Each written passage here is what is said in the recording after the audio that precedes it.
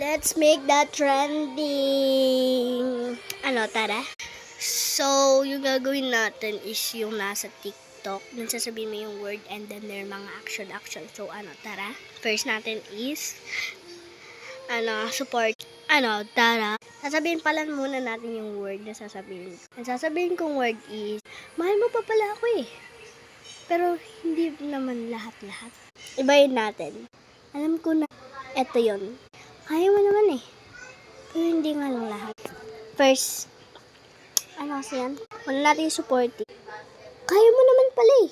Pero hindi nga lang lahat. Next, disappoint. Kaya mo naman pala eh. Pero hindi nga lang lahat. Next, happy. Kaya mo naman pala eh. Pero hindi nga lang lahat. Next, sad. Kaya mo naman pala eh. Pero hindi nga lang lahat. Next, angry. Kaya mo naman pala eh. Pero hindi nga lang lahat. Follow and like.